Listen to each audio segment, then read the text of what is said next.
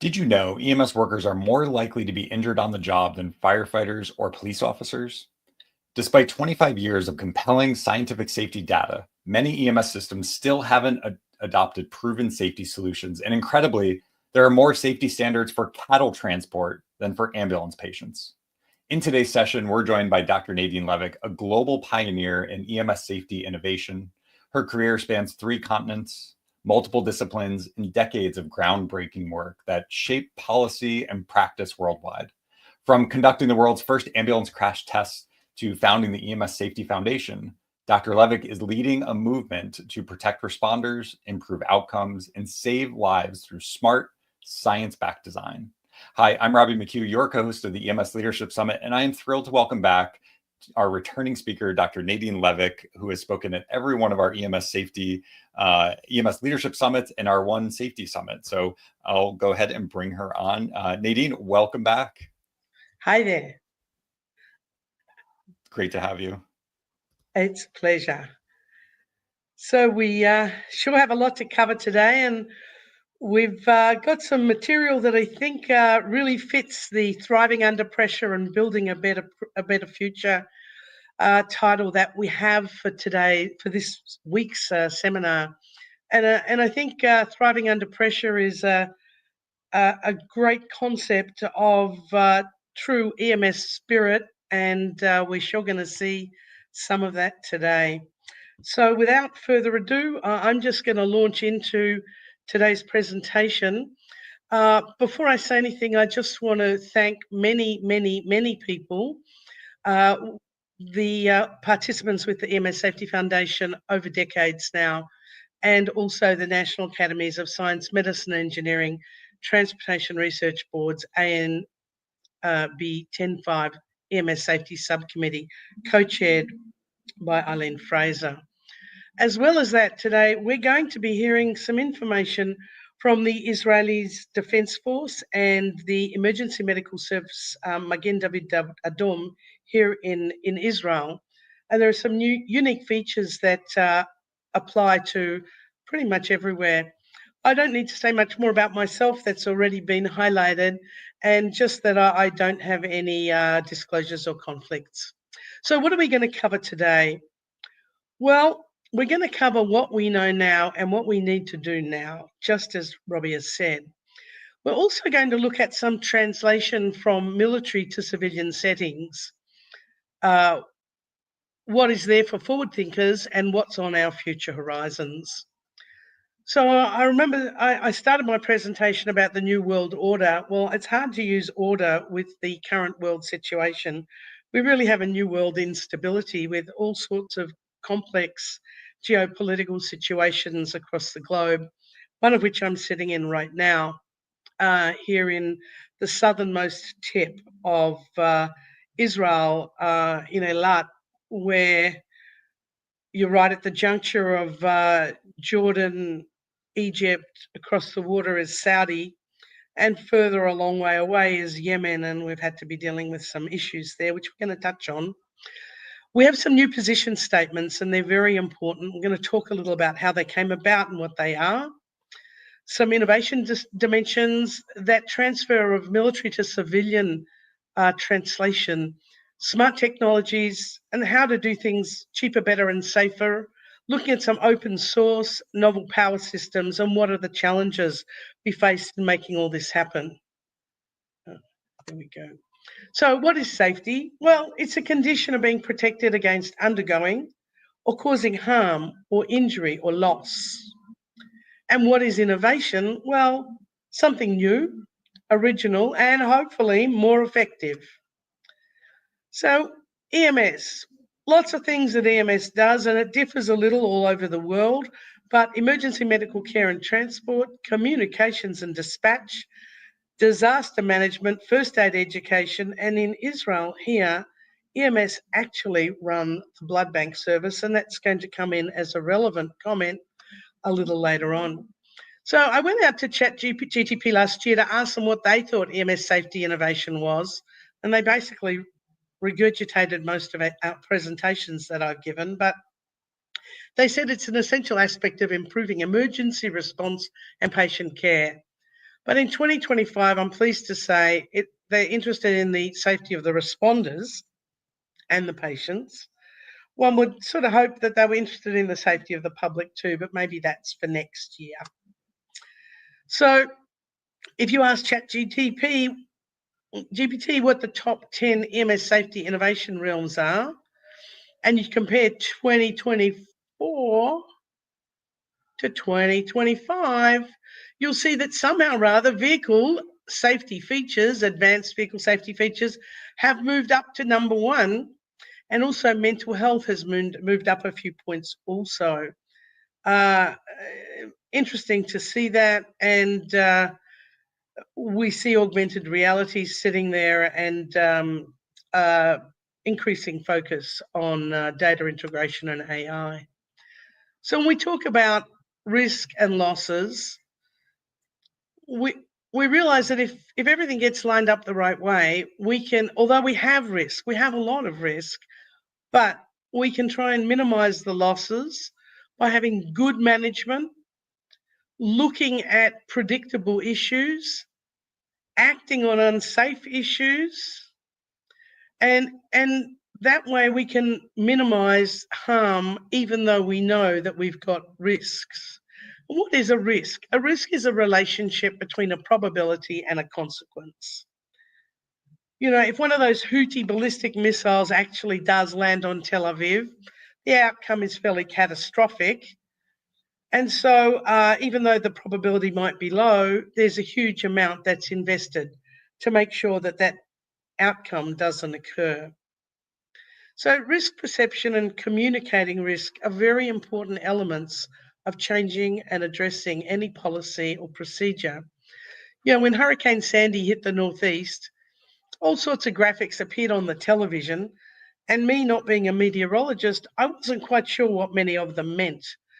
But the graphic on the left with the red spot on it seemed to make more sense because it seemed to tell me what time there was going to be a serious problem where. The graphic on the right sort of didn't make a lot of sense to me. But I think this sort of graphic is very helpful.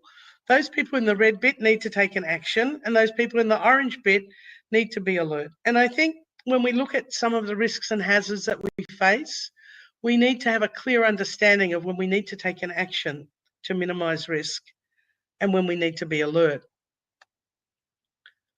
You know, it's sort of interesting.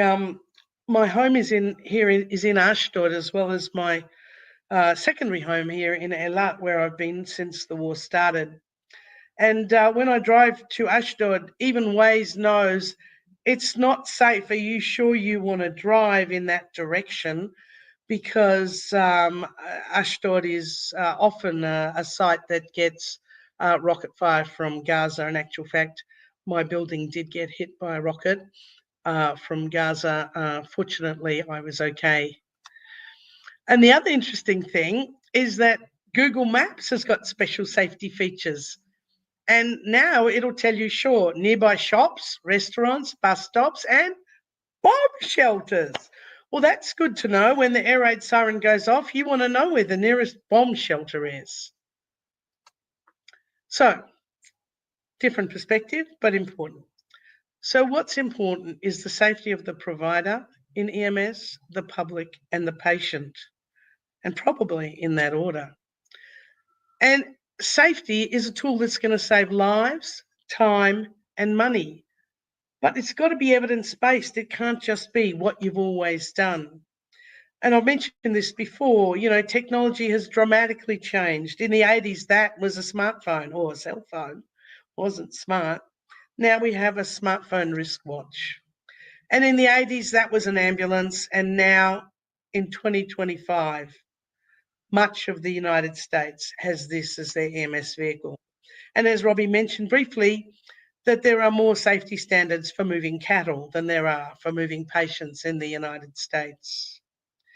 And this is what's left of an EMS vehicle, and this is a work and a patient care environment. How do you manage safety in these sorts of vehicles? It's a passenger vehicle and a work environment. The interior design exposes EMS to unnecessary biologic automotive, and ergonomic hazards. And the equipment is hard to reach without putting yourself at risk. So I've spoken before, we won't have time today to go through the details of how to test the real world, how to understand what actually happens in the real world so we can make sure that we have the right design. And here we have an example of some published research now from a long time ago that shows that certain supposed safety interventions are actually not safe at all. So ambulance design, technical science, it's not really a new issue. You know, ambulance vehicles were originally horse and buggy, and then we had station wagons, vans and trucks, and a whole bunch of other things, motorcycles, bicycles, segways, gators, and even the median ambulance we'll talk about, and the electric vertical takeoff vehicles and some robots now. But back in 1864, here was a design patent to enhance the safety of an ambulance a long, long time ago. And that was a horse and buggy ambulance. But it just goes to show ambulance safety is not a new issue. But if you were to say survey paramedics back then, for what would enhance the safety and efficiency of EMS, they would have maybe said more rest stations for the horses or maybe more horses. They were unlikely to say, how about a combustion engine, let alone a hydrogen-powered EVTOL. But the laws of physics will prevail, and it's incredibly important that we focus on sound science. You know, back in the 60s and 70s, we didn't even know that safety was an issue. I know there are plenty of folks who, you know, had an attitude that was very different to what their attitude is now. And they've told me, gee, I never even used to wear gloves because that was not really understood as part of the safety profile. By the 80s and 90s, we sure knew we had a safety issue. It wasn't clear what to do exactly about the vehicles.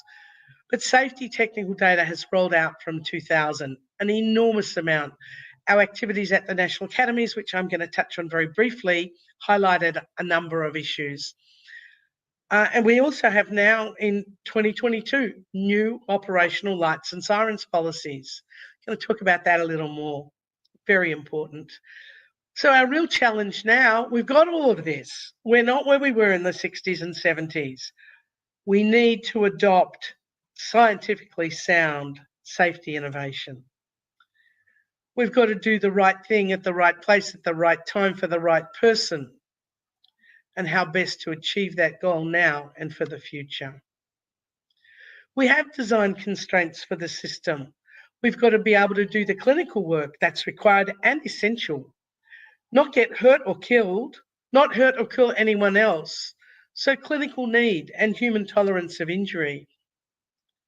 So our challenges today are doing what we already know works, adopting new technologies and practices that augment EMS performance and safety. In some ways, we're going to be embracing decentralization of healthcare. We're going to be doing more with less money, less workforce. And we'll be doing more cross-skilling of EMS, industry partners, and the public and the community. Systems thinking and practice is the right path. EMS is really interdisciplinary. It's clinical practice, it's public health. It's also automotive safety, new technologies, impact biomechanics, even ballistics, human factors, fleet safety and regional safety. Really important approach is to have an all hazards approach, a multidisciplinary hazard analysis, physical, biological, physiological, psychological, environmental and operational, and applied use of state-of-the-art technology to address, neutralize or minimize hazards. We have a patient, we have occupational safety issues, biohazards, scene safety, vehicle safety, fleet safety, system safety, regional safety. And now we have new tools, new technologies, new vehicles, new systems, and even new industry relationships. We have lots of new fleet management tools. We have diverse vehicle types and designs, including drones and robots and EVTOLs, manned and unmanned, robotic tools, lots of AI, augmented dispatch, AI ultrasound, mixed reality, AR, VR, connected digital health, the cloud and the crowd. These are a whole toolbox of initiatives that historically haven't been part of EMS. We need to be ready to deploy new and effective tools for both training and operations. Our goals should be to have a better, safer, and less expensive system that's data-driven. Someone once said to me when I was discussing what are important aspects of safety data in EMS, and they said, listen, a medic's career lasts as long as his back does. And aside from 2020 and 2021, when COVID took over, an ambulance crash is still the most likely cause of an EMS occupational fatality. Violence and PTSD are also an increasing EMS provider burden. So a really take-home important principle, ambulance transport safety is part of a system, and the overall balance of risk involves the safety of all the occupants and the public. System safety of dispatching the vehicle, getting you, your patient and equipment to, in and out of that vehicle. The safety of the scene, providing patient care inside that vehicle. Occupant protection in crash and near-miss situations, biological and chemical hazards, personal and psychological safety and public safety. A complex series of events, and each with its own different safety descriptors. We want to work smarter, not harder. So what are the real-world answers to real-world questions? What policies offer the safest system? We have 2 new policies in our hands, thanks to Douglas Coopers and numerous other colleagues. How do I get my team to address safety issues in the real world? What features will enhance the safety of a new vehicle purchase? What's the optimal loading height to protect my providers' backs? What colour scheme do I want on vehicles and clothing to make it safest? Why don't all stretchers have lights? Do we need helmets, and if so, which one? And what data should I collect when something goes wrong, and how do I analyse it? So we really need to consider, where is the bang for buck in EMS safety? Where is the low-hanging fruit? We actually know a lot right now about how to optimise safety and minimise risk. And it covers numerous different domains in a whole bunch of disciplines, and some are disciplines outside of what we're really familiar with as healthcare providers, whether it's ergonomic research, or automotive safety research, or even risk management, safety technologies. It's not all in the usual healthcare domain. We do know a number of elements that are very key, and many of those are being integrated actively in many EMS services around the world. So what do we know that works with transport safety? Well, a few simple things. Safety awareness is step 1. Cultural change and safety leadership. We're going to talk a little about leadership in just a moment. Vehicle operations safety policies. We have 2 new ones, 2022 and 2024, that Douglas Coopers has been involved in initiating. One reducing lights and sirens, and the other addressing operational outcomes. There's also the Z15 general fleet management policy that we'll touch on later. Technical science-based vehicle interior design, securing equipment so it's not going to fly free. Patients secured in over-the-shoulder belts, and forward and rear-facing seating, much safer than a squad bench. Lap seat belts, if you do have that squad bench, are going to be the safest path forwards. And fleet management tools with electronic feedback have been shown to be very effective, as well as some electronic technical devices. So we really need a roadmap to be able to map each of our services on to see where we are on the continuum of enhancing and optimizing safety. Not just a conceptual model, it must have tangible steps, it must be systems focused, have measurable elements and immediate, short, medium and long-term goals, and of course be reward and recognition driven. So this document's out there, it's from the National EMS Safety Council, and it's an EMS agency safety program. It's available online. So our goals are standards for safety, policies based on science, and databases to demonstrate outcome.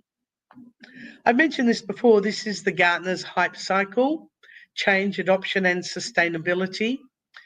And as you look over the years at the different Gartner's hype cycles, where they start with an innovation trigger, look at the peak of the inflated expectations, a trough of disillusionment, and then the slope of enlightenment and a plateau of productivity. And here we see 50 of the digital health trends in the Gartner hype cycle for digital health. And we're going to see a number of these types of hype cycles come out and show us what progress we're making, and in many instances, what initiatives are valuable. In the middle of COVID, we also had recommendations come out from CDC that focused on how to protect our healthcare workers in the setting of pandemia. But basically, we need to be designing a safe system. How does design happen in EMS? Well, tradition is very powerful, experience even more so. But vision and interdisciplinary collaboration are essential when you integrate all the things we've spoken about until now this morning. So what disruptive innovation do we have to deal with now in 2025? Well, electric vertical takeoff vehicles are manned and unmanned. We're going to have optimized ground vehicle designs of all types, AI in multiple domains from dispatch to ultrasound to patient protocols. We're going to have some new tech innovation, expansion of practice, community paramedicine, etc. Innovation in dispatch, and we're definitely seeing an expansion in that realm. Augmented fleet mechs, even robots, and some new propulsion technologies, which we'll touch on. So there's some examples of some of the vehicles and motorcycles that we have here in Israel. So yeah, what have we got in the future? Well, there are things that are still very much in developmental stage, and we'll touch on some of those. But space-based solar power, whole new way of bringing power to our environment. They have these concentrated solar power stations. We have one not far from where I'm sitting right now. It's just up near Beersheba. And this is a solar thermal power station, so bright you can actually see it from the space station. There are a few of these around the world. This is pretty interesting. The 2025 Earth Prize went to numerous projects, but this one was pretty interesting. This is Salt Power. This is a electricity-free refrigeration system. This went to some young engineering students in India who designed a system that creates a non-electricity or non-battery free refrigeration using a chemical reaction with some salts, and it's good for 12 hours. So that was pretty interesting. And then, of course, there's hydrogen power. And even as early as 2021, we had a hydrogen-powered vertical takeoff vehicle. And we talked before about the 1 million mile battery. Well, now there's a 5 million mile battery just a few months ago. So 2000 and to 2025, a 25-year window in predicting EMS safety innovation. predicting is always a flawed science, but 23 years or 24 years now after September 11th, we held the first International Military and Emergency Vehicle Safety Summit, yes, on September 11th, 2001, under the umbrella of the Society for Automotive Engineers. And we covered what was understood then to be key issues in the safety of EMS systems. As you can imagine, it was a somewhat extraordinary time to have all those people from EMS and police and fire and military all in the one physical place. But the sort of things that we looked at that were needed for the future are the same sort of things we're talking about now.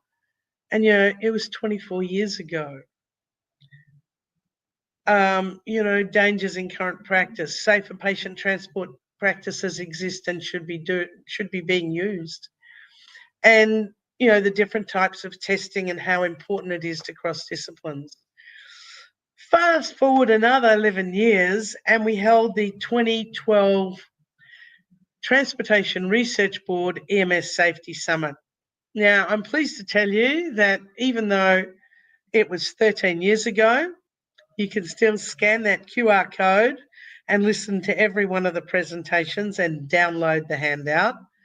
And we covered pretty much what was important at that point was understanding the data, the human factors, bridging disciplines, testing and standards, safety technologies, solutions, fleet management strategies, innovative vehicle design, and then a phenomenal wrap-up from Professor Art Cooper, which if you only listen to one thing, I suggest you listen to that because it was phenomenal. So we know a whole bunch of stuff now. It's not new. We know about fleet and operations management. We know about scene safety. We know about patient handling, health and wellness, and hours of service. This document came out now 6 years ago, promoting innovation in EMS. And here's one of the ambulance actually from Norway that had integrated a number of safety features. But in the short time from then till now, we had this mixed reality AI-powered ambulance from Singapore and Sri Lanka. And then the median ambulance, which is a really cool idea, particularly in places like Israel, which is a tiny weeny country with lots and lots of cars and huge traffic problems. And now we have not only authourable virtual reality training, but it's integrated physiologic AI as of last week. So next is now. We need to be involved in all of these fields now so that we can actively integrate these technologies into our operational systems. We have some new safety solutions I'm going to be talking about in training and education, in operational tools, in our transport vehicles, in personal protective innovation, AI support tools and adjuncts, community engagement and scope of practice. So that's what took us from 2000 to 2025. Now, what's going to happen in the next 25 years? Well, we have the EMS agenda for 2050 that has got a strong focus on safety and integration. So EMS Safety's frontier now is the interface of these disruptive new tech and operational practices at all levels of the EMS system and across disciplines. I love this slide. I've mentioned that in 2022, the Lights and Sirens Joint Policy came out, but it's 30 years down the line. In 1991, Bill Leonard, an extraordinarily talented and brilliant man, passed away a few years ago, and a real mentor to me and to many hundreds of others. And he made it very clear that our Lights and Sirens policy was an EMS systems failure. In 2002, Jeff Clawson put it in his passionately written article against Lights and Sirens use. He said, the concept of reducing Lights and Sirens use is just slightly more popular in our nation's fire and ambulance services than gun control is with the National Rifle Association. And Doug Cooper's then came to the fore with science. And his initiatives with Brett Richard Murray and numerous others resulted in this position statement in 2022. I think we've just got to do better than 30 years in adoption. So lights and sirens use. This is February 2022. Ambulances will limit the use of sirens for safety's sake. And this document came out as a joint position statement and clearly extremely valuable. And then more recently in November, a joint position statement came out also under the leadership of Douglas Coopers on EMS performance measures beyond response times. So from 2022 to 2024, MedStar held a number of three EMS safety systems conferences, focused initially to highlight the risks of red lights and sirens responses and challenges a change in culture based on science and data. Colby Miller, who's the CEO of MedStar, basically said, we are putting people at risk. And he said in November 2024 at their EMS Safety System Design Summit, we're putting people at risk. What are we waiting for here? Ambulance crashes are an ongoing problem. They remain a systems issue, a design issue, and a cultural issue. And when an EMS crash occurs, multiple vehicles respond. And this is an old slide of mine in New York, actually. And here's the ambulance crash. And I think you can count up to 10 other emergency response vehicles responding. And of course, when an EMS vehicle crashes, it's unlike any other vehicle crash because there's already a patient who's either being transported or requires a transport. And so an EMS crash negatively impacts the EMS system's care delivery, in addition to all the problems related to the EMS crash. Intersections. Okay, we know that intersections are associated with high morbidity and mortality crashes involving EMS because the simple reality is it's not humanly possible for a vehicle travelling at a green light to actually stop their vehicle before they hit the ambulance or before the ambulance hits them. And it's worse in the wet than it is in the dry, but it involves simple reaction times, and it's just not humanly possible to stop. And as AJ Heitman said, but whatever colour your vehicle is, if you run a red light, someone will be killed. So what's the problem here?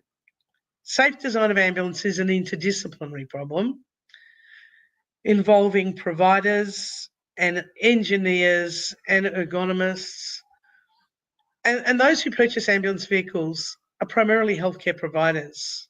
And many are not even aware that this is a largely unregulated industry outside of the automotive industry.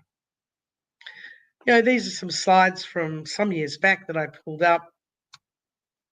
But here we go, a very similar appearing image on the back of a towing truck. Just a few weeks ago on the 20th of March, a provider was killed. On the 8th of April, the crew were injured and the patient was killed. And again, the vehicle looks similar to those vehicles I showed you from 20 years ago. And here, April 15th, this month, a few days ago, an ambulance and a truck collided in the Bronx. And this is very sad. This is a situation where an ambulance, unfortunately, in an urban area, struck and killed a child and seriously injured another. And all of this is just in the last few days. And here we have another ambulance involved in a crash while transporting a patient. So we have limited design and safety standards, largely due to exemptions. And in the United States, the ambulance manufacturing industry is outside of mainstream automotive safety industry. So as we think of the all hazards approach to EMS injury and risks, we break it down into physical, biological, physiological, psychological, environmental, and operational. We're going to touch a little on some of those as they all pertain to safety. And when it comes to physical risks, they're ergonomic, crash impact or deceleration, falls, mechanical injury, and violence. I just want to talk to you a little about the in-demo project as we look at innovations that give you examples of better and safer approaches to design. And here's the in-demo unit at EMS World Expo. And Josh Wheeler sitting there demonstrating forward and rear-facing seating and minimising the use of cabinetry, but rather having roll-out packs, and showing that with forward and rear-facing seating, you can reach the patient without your problems with your lower body getting in the way. And also a configurable environment where you can remove or replace seats and stretchers. There's no reason why your ambulance should not be configurable and why we can't be using voice-activated commands. And here's some examples of the interior of the in-demo unit. The issue of violence has come up on time and increasingly currently. And there are some now virtual reality programs to assist in managing violence, biohazard issues, either pandemic or day-to-day. And if you've got the day-to-day sorted out, pandemic's easier to manage. We've touched on some of these protocols for first responders from the CDC. Personal protective equipment, hand washing, patient barriers, and the efficacy of air filtration systems has not yet been demonstrated. But this is, mid-pandemic here in Israel, and it's showing you some of the challenges of getting in and out of the personal protective equipment. And no, that's not EMS triage. This is actually a voting booth in Israel at the height of the pandemia. Then you have devices like this, but my concern are how do you get the patient in, how do you get the patient out, and how do you clean it? And who cleans it? And why are the patient's feet in there? So, we need to be thinking very carefully about what's cost and time effective, and does the whole patient need to be contained? Vehicle filtration systems, we still don't know if it's realistic, practical, effective.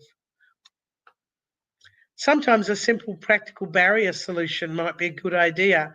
This is a compact thing, it's almost disposable, it covers up the aerosols, and maybe a much more realistic option.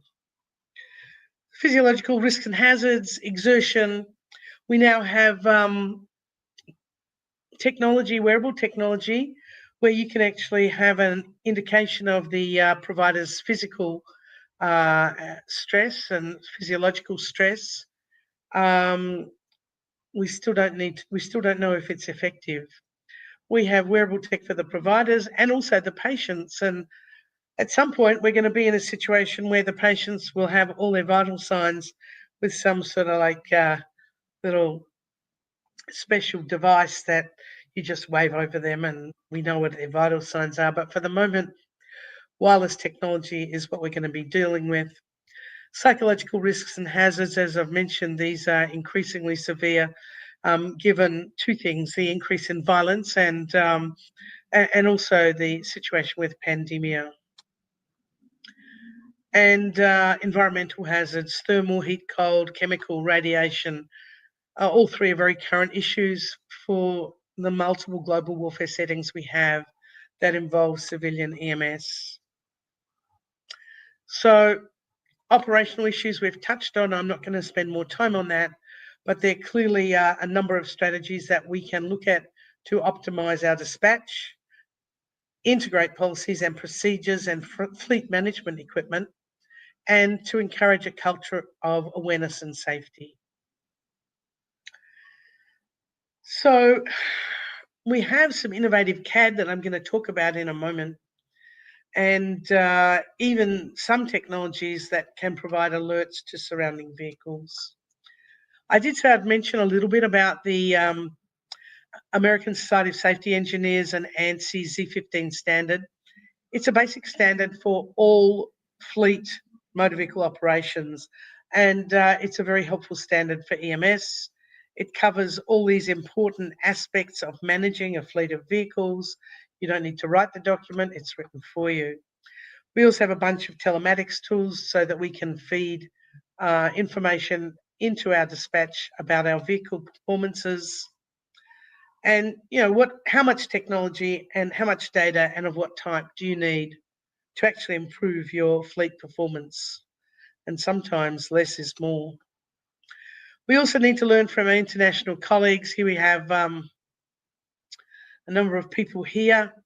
AJ Heitman and let's have Scott, and the gentleman here is the guy who set up the Retmobile, which is a big European EMS innovation conference, and has thousands of visitors and hundreds of vehicles, and is definitely worth making your way to Germany in May. And here we have a vehicle showing us the old, expensive and not versatile. I'm not sure if you can actually see my mouse. And the new and rapidly game-changing, cheaper, better and more versatile tablet approach that will give you all sorts of information, not just the time and the temperature. And here we see this excellent example of forward and rear-facing seating, your equipment all at arm's reach, and your patient also at arm's reach.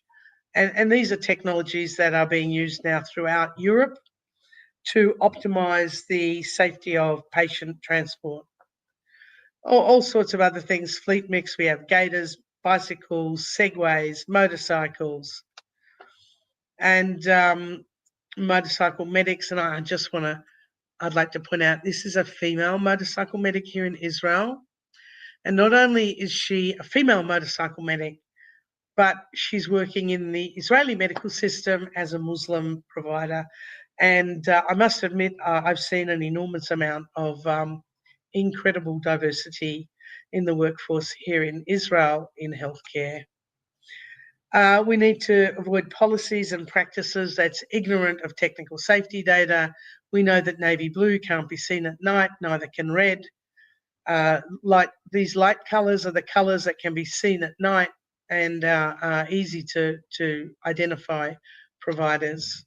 And here you see high visibility clothing. You sure can see those guys. They're sticking out like dog's balls. So what's the loading height of your ambulance? Size matters. If it's less than 27 inches, it's going to save your back. Challenging design-related human factors. We see some independent leg stretches, clever, cost-effective, lightweight, just a few fingertips to load a patient into the back of that ambulance, and those independent leg stretches can even do stairs. LED lights on the stretcher. Why don't we have LED lights on every stretcher? We'd have fewer tripping injuries and maybe fewer dropped patients. Often you're transporting your patient at night. I don't know why we don't do that. Strip of LED lights, a battery and a switch is about $20. This is one of my favourite safety innovations. It's this little ring pull thing here on the zipper, because you could open a zipper with one finger instead of two hands. Very simple technology, increases your economic safety. Here's some really cool patient transfer slides. Compact, easy to store, very effective. Slide sheets, again, very effective. Numerous different floor lift devices, particularly for the more high body mass patients. So yes, safety is interdisciplinary. All sorts of different elements come into it and must be engaged. I just want to quote Joe Bulgraf here, who's the president of the Furno Group.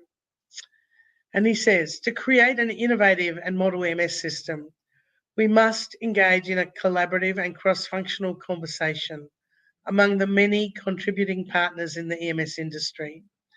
Suppliers should embrace and drive new innovation to improve the process and efficiency of delivering service while advancing the level and outcome of emergency care. Well, we've got low tech. You've just seen very low tech, from the zipper pull to high tech. But we need to be focused on a system of safety, the overall impact. Small, low-cost changes in practice, policies that augment safety, we've talked about them, innovation in design from micro to macro, and we're going to talk a little more about training and preparedness. So, innovation and designing a safe system. The real reality that we face now is the challenge to adoption and integration of transportation innovation. When we ask our friends at ChatGTP again, what about safety innovation's future? They say it's constantly evolving, especially as the EMS personnel face increasingly complex environments, from traffic-related hazards to infectious diseases, exposure and violence and more. And it gets back to the title of this seminar series. So what are we looking at in the future? Well, some new technologies, drones, rapid delivery of defibrillators is already underway. Telemedicine, real-time video consults with ER doctors during ambulance rides, which we actually have here in Israel. AI and data analytics, wearables and Internet of Things, real-time monitoring of patients through connected devices, and electric and autonomous ambulance. So, as a leader, how do you create change? Well, I've been fortunate in my life to have met many extraordinary people, and Alan Brunacini is definitely one of them. And one of the things he said, and he said many, many wise things, is if you want to make changes in a worker's behaviour, change the behaviour of the boss. And how do you frame safety? To quote Chief Justin Reed, who's spoken at this seminar series previously, he says, if there is a failure in a system that you design, then it is leadership's fault. How did someone fail in a system you designed? This changes the way you frame a problem and enhances the process to build a solution. So how far upstream can we go for minimizing risk? The boss, the manufacturers, the state. You know, in Israel, more than 95% of the rockets fired at civilian areas are deactivated by the Iron Dome. If it were not for that technology, because most of those rockets are aimed at civilian areas, if it were not for that technology, the EMS and the emergency healthcare system would frequently be rapidly overwhelmed. So I'm going to spend a short moment talking about Israeli innovation, because here I am sitting here in Israel, where I've been witness to a number of really impressive EMS innovations that I really wouldn't have had the privilege to see had I been somewhere else. We're just going to move to our second slide deck, hopefully, because here we are. We're on our second slide deck, and we're focusing on the theme of thriving under pressure and building a better future. So I spoke to you about Justin and about minimizing risk, and now we're going to talk about Israeli innovation, amongst other things. I just want to point out, for those of you who are not familiar with the region, is that Israel is a very tiny country. The scale on that map you can see down at the bottom, 0 to 100 kilometers. Israel's not even 50 kilometers wide and only a few hundred kilometers long, surrounded by very large and much more populous Arab nations, and some of whom are not so friendly. So, Iron Dome, what is it? Protecting civilians and the EMS system from overload.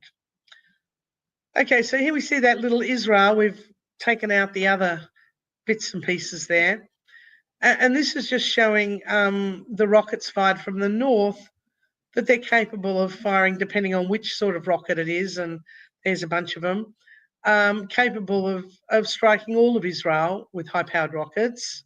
And now we're also having a bit of a problem that coming from the south east, we're getting hit by these ballistic rockets coming from Yemen.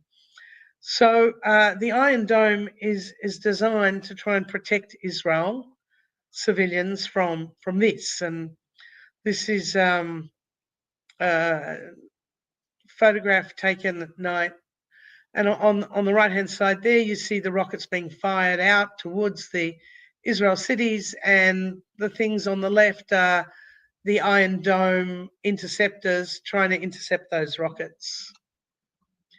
So back in May 2019, it was thought to be really, really bad. We had 36 hours with 600 rockets, all fired and aiming at civilian areas, not military targets. In 2021, the Iron Dome technology was working 24/7 to minimize casualties and the EMS burden. But fast forward to October 7, 2023, and all of a sudden, 5,000 rockets into Israeli civilian major cities in 20 minutes. The goal had been to try and overwhelm the Iron Dome. So there are a number of other features to the Iron Dome now. That includes a multi-tiered defense missile system that includes Arrow 2, Arrow 3, Iron Dome, Iron Beam, all to try and protect the Israeli civilian areas from being struck by ballistic rockets. And they now also have a ship-mounted system. So I was very fortunate a few months ago to attend the Defense Tech Summit here in Israel. In the middle of a war, they managed to hold a Defense Tech Summit with about 2,000 people attending. And this is Danny Gold. Danny Gold is the brainchild behind the Iron Dome. He's an engineer, and he designed the Iron Dome system. And this is him talking about what's going to be happening beyond the Iron Dome. But when it comes to protecting the civilians in that tiny little strip of country that you saw before, primary prevention is peace, no hate indoctrination, and no terrorism. That makes sense, seems to be hard to achieve. Secondary prevention is no rocket launches and containing terrorism. That seems to be a little more easy to achieve. And tertiary prevention is having air raid sirens, air raid shelters in most homes, not every, and playgrounds, and the Iron Dome and David Sling and all the initiatives to try and prevent ballistic missiles from landing in Israel. So tertiary prevention, that Iron Dome and David Sling, it intercepts more than 95% of the civilian targeted rockets. Sure, it's expensive and it's technology intense. Air raid sirens, well, I'm sort of used to those now. You get about 15 to 45 seconds, depending on where in the country you are, to run and seek shelter in a bomb room or an air raid shelter or something like that. Bomb shelters and safe protected rooms, they're in many homes and parks, but not all. Protected rooms are mainly for shrapnel, and they're not effective like an underground fortified bomb shelter. And also, the elderly or the disabled are unlikely to reach a safe area in time.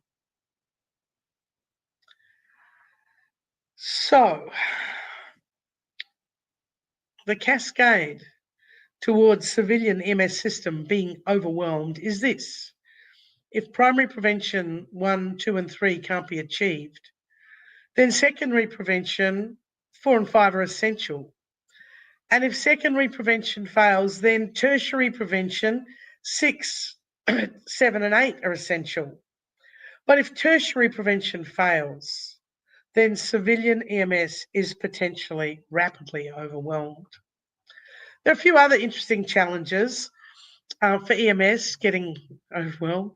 One of the things that happens in order to try and manage the constant barrage of rocket fire is that some civilian tools get overtaken by military GPS. And many times here in Eilat, which is on the southernmost tip of Israel, next to Egypt and Jordan and the Red Sea. I see the Red Sea from my balcony, and Egypt and Jordan and Saudi.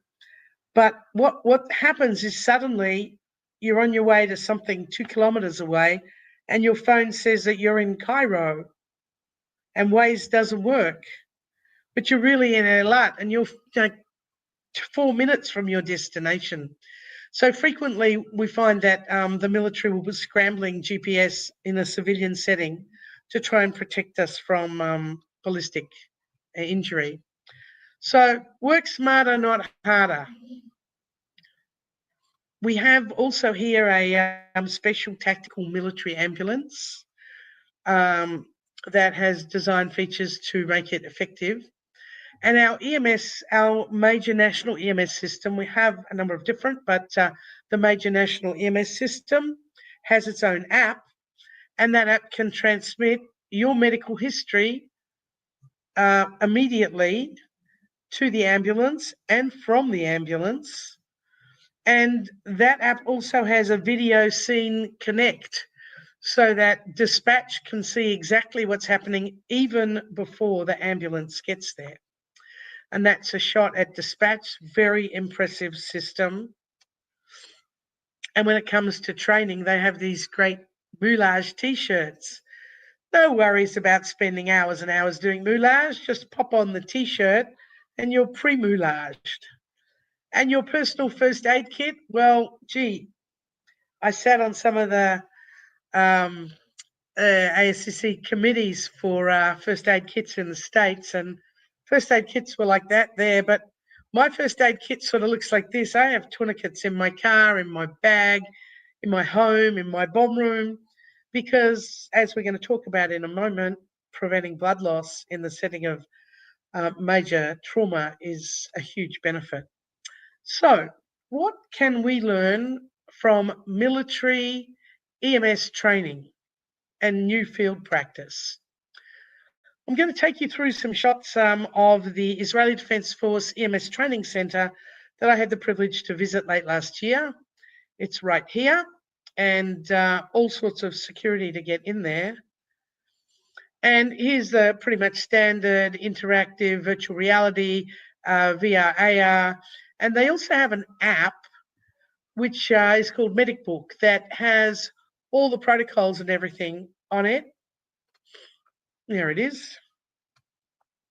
And they also had physical training simulations there and immersive training tools. And this is projections in 3D that are interactive and literally immersive. This is gives you the sense of being actually underwater.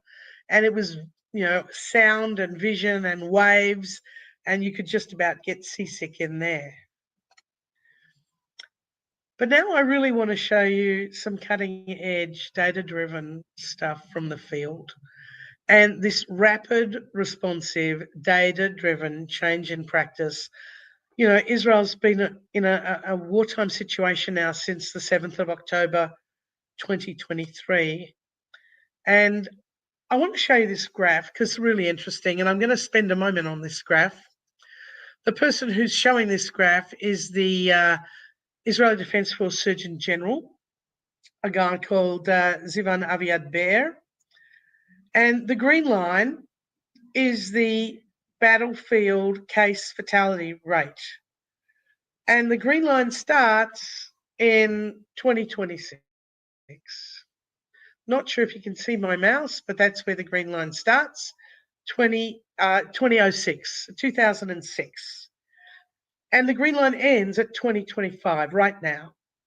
And it shows that the case fatality rate has dropped to half. And that's despite, here we have injury severity score greater than 15, seriously traumatically injured personnel. The injury severity score has tripled, nearly quadrupled in that time. So in a period of time from 2006 to 2025, we see a very unusual situation. We see that despite a major increase in the lethality, in the nature of the injuries, in the severity of the injuries being an increase in the greater than ISS 15 injuries, a threefold increase. We see that the case fatality rate has dropped in half. And the question in all your minds is clearly why? Why? How has that happened? Well, there's four things. First of all, they put ALS providers in the front line. Secondly, and I know this is going to cause some raised eyebrows, no airway intervention or advanced procedures in the majority of cases. The next thing, and I mentioned briefly that the blood bank is run by EMS in Israel, blood in the field. And the next thing is very interesting, transferable electronic field document, an app, so that all the data is entered on the app, and then you just touch the tablet to the next person, and the data is all transferred instantly, no paper. So yeah, there you have it. Transformation during war, driven by data. And this is a fascinating slide. So the red blocks are blood, the black blocks are whole blood given in the field. The red blocks are fresh frozen plasma. And crystalloid is blue. And you can see this massive increase in the amount of whole blood given in the field. And the reason for that is that the data showed that the cause of preventable death in the field was blood loss. And that's the reason I have tourniquets in my car, in my bomb room, in my bag. And that's the reason that largely there has been a massive increase in survival against all odds. And airway intervention, not in the field. It has been shown not to be associated with improved survival, data-driven, causes delays in evacuation. Israel's tiny. You know, I live 30 kilometres from the border of Gaza. You know, moving patients from the battlefield into a major tertiary centre by helicopter is just a matter of minutes. Airway intervention will delay evacuation. It causes complications. It delays life-saving treatment. And here's an example of these were the records. They were always written incomplete and unintelligible. But here you see that Combat Medics Go Digital, the Israeli tablet app, revolutionises field medicine. And here you see the tablet, and all they do is just touch the tablet one to the other as the patient gets transferred from the field to the helicopter or wherever. And that's been a huge benefit. So, ALS providers in the field, rapid evacuation, change of protocols, blood in the field, and learning and applying that data during the war, not waiting, immediate evaluation of data and change in policies. So we're going to talk a little about innovation. I want to quote David Daniels because in 2022 he said, "It's easier to remember than it is to imagine." And he's right. So we're going to talk about some of the mixed reality VR, AR, mixed and MR and EMS.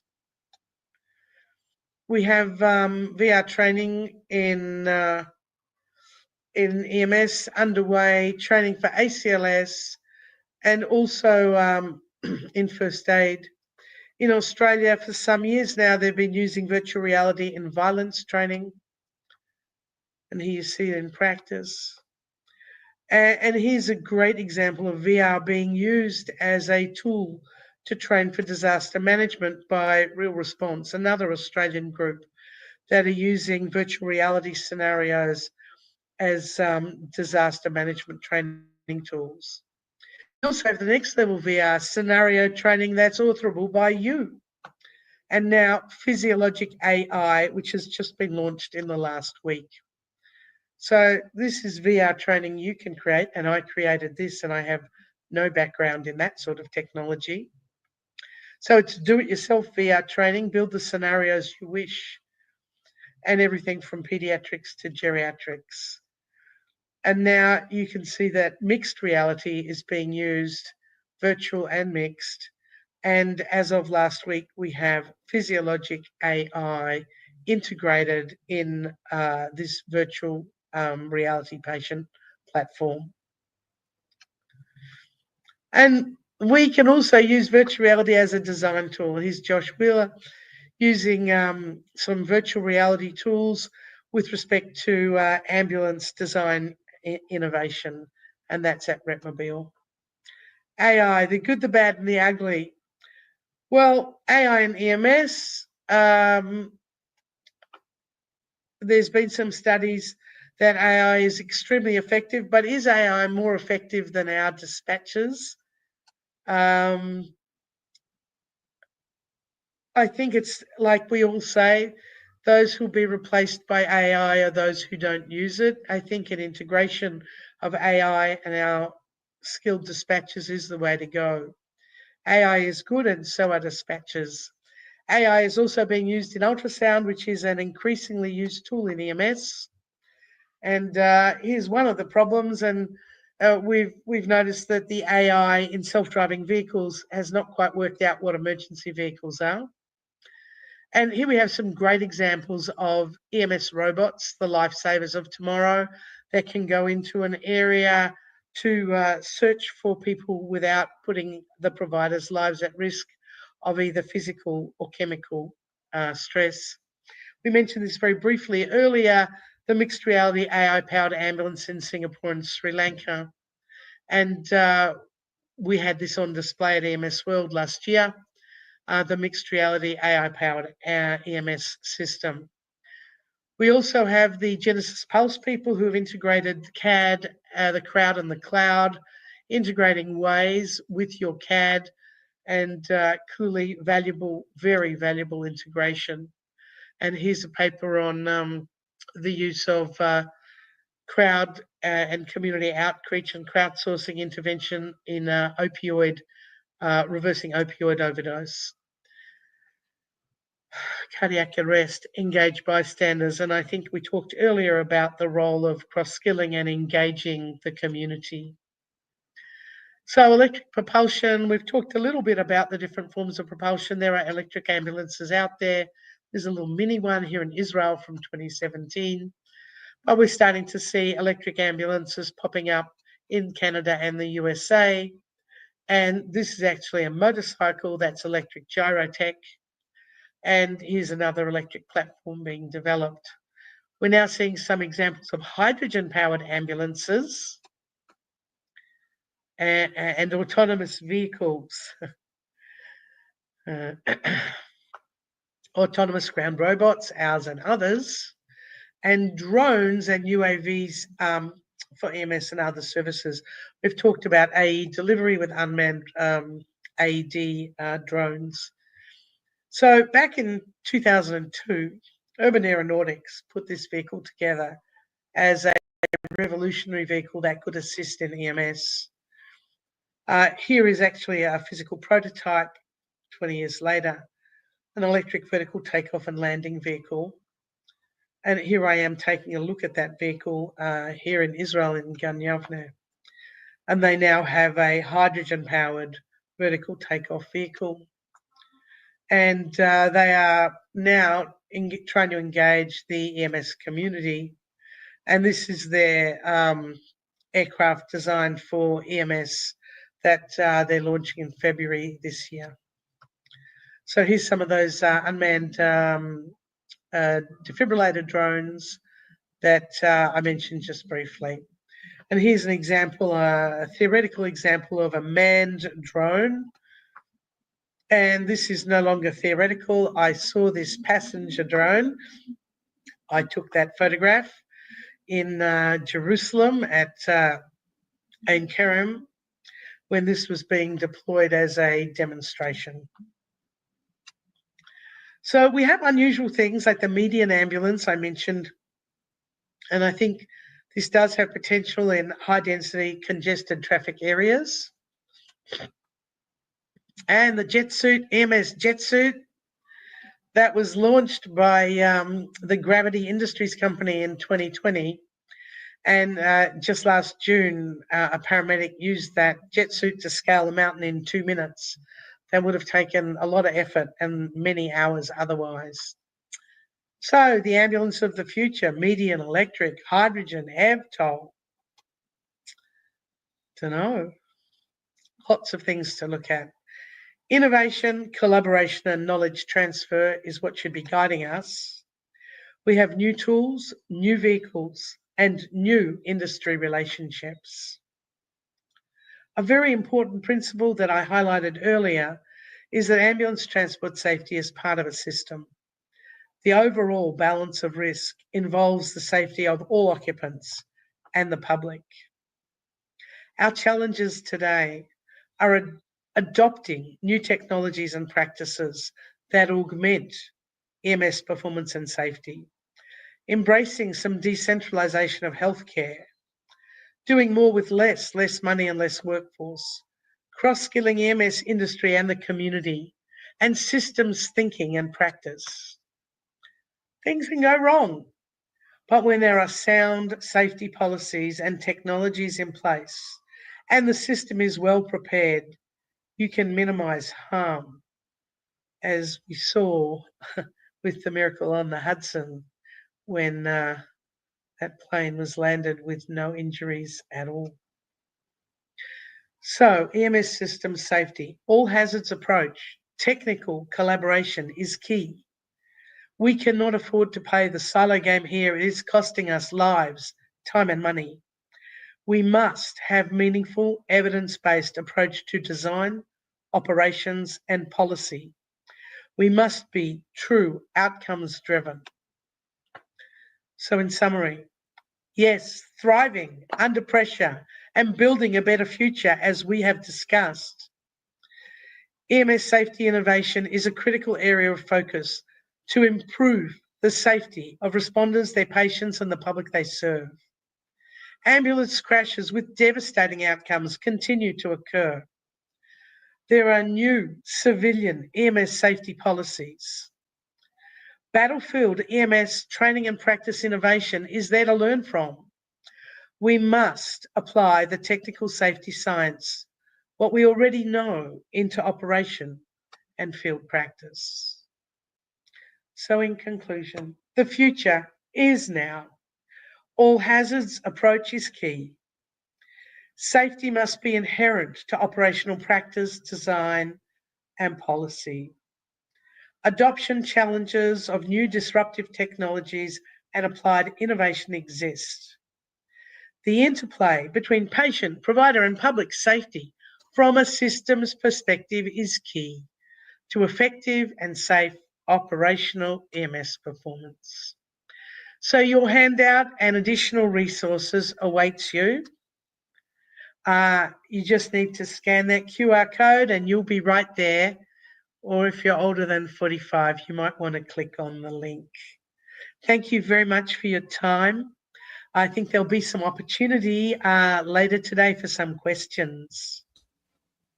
Well, Dr. Nadine Levick, hitting it out of the park again with by far the record amount of slides and information, but always a beautiful job. And we appreciate your excitement and your energy for innovation and safety over the years. My takeaway from this is that safety really is a key lens to use in order for this cross-discipline approach where we can just break down those silos and come to the table with that joint sense of purpose around reducing injuries and saving more lives and really not having to reinvent the wheel in some cases. So exactly.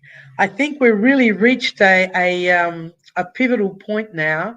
And, that slide where it took 30 years from when Bill Leonard said, hey, this is not a good idea, till when we had a policy. We can't afford to wait another 30 years. We need to fast track our safety integration and adoption of what we know is good now. It's going to save lives, time, and money. Well, I appreciate that. Dr. Nadine Levick, thanks again for joining us. And folks, we look forward to seeing you all on the Daily Debrief Live, and we appreciate your attention and your passion for this topic. Thank you. Thank you for holding these sessions. I look forward to speaking with folks later. Absolutely.